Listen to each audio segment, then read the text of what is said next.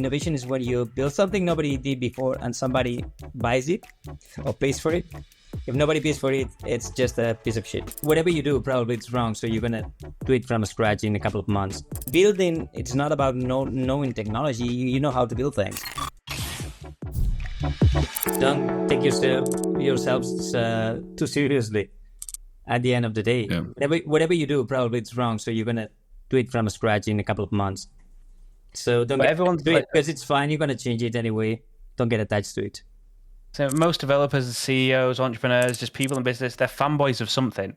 Yeah, I feel like you're one of those people that watches football but doesn't really have a football team, just loves football. Do you know what I mean? It's like being a developer. Not even that. I think football is boring because like I like doing sports, but then watching sports, I think it's so boring that I never do that. An example, like my dad doesn't support anyone, but he watches football out all night. Like you're the sort of a developer that's like, I don't care which blockchain, I don't care which code, whichever one's the right one. Whereas so many other people, like, no, I'm a JavaScript developer. No, I'm an Ethereum developer. No, I'm a Bitcoin developer. You just seem kind of technology and business agnostic. Because probably it's rock, so I'm fine with that. And but completely like I love Ethereum. It's fine. I love Bitcoin. I've been using that Bitcoin and coding with Bitcoin script from the beginning. So, but it's just technology. At the end of the day, that's not the important thing. So you don't let your passion interfere with the business. Yeah, somebody told me once, like, innovation is when you build something nobody did before and somebody buys it or pays for it. If nobody pays for it, it's just a piece of shit.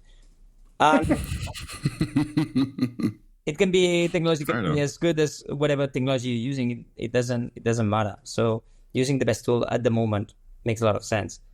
And building, it's not about knowing technology. You know how to build things in a way that they scale or that you can build on top of that. And there's so many things that you can think about that. Even like when you build technology, you even think on a potential M&A that somebody buys you and then they have to do the due diligence for your software. So you already have that in mind because, like they're going to come, but then I have all of the setup. It's there. So it's fine.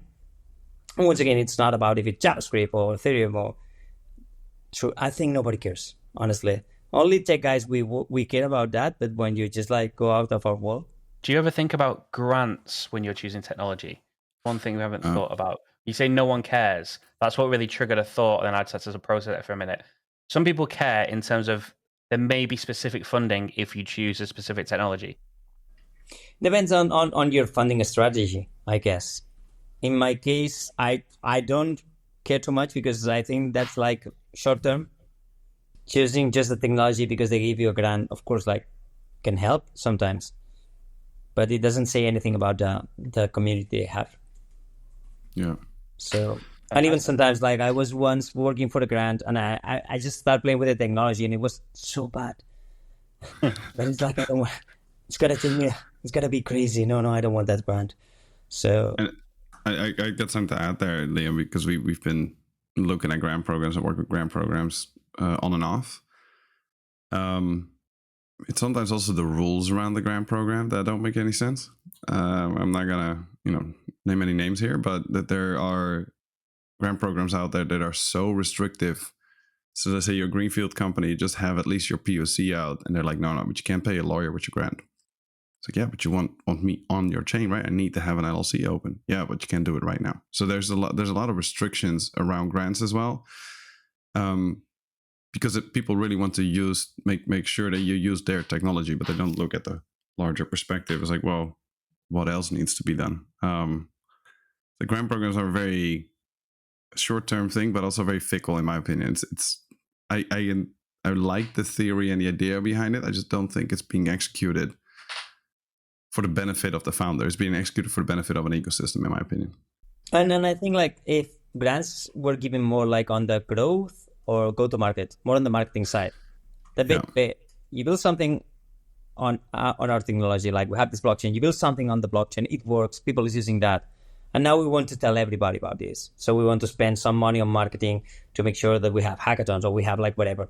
Then probably makes sense because they already part of the community. So, but then just like paying people to use your technology, It can work sometimes. Maybe it depends a lot, but depends if your technology is easy to use and fast to scale.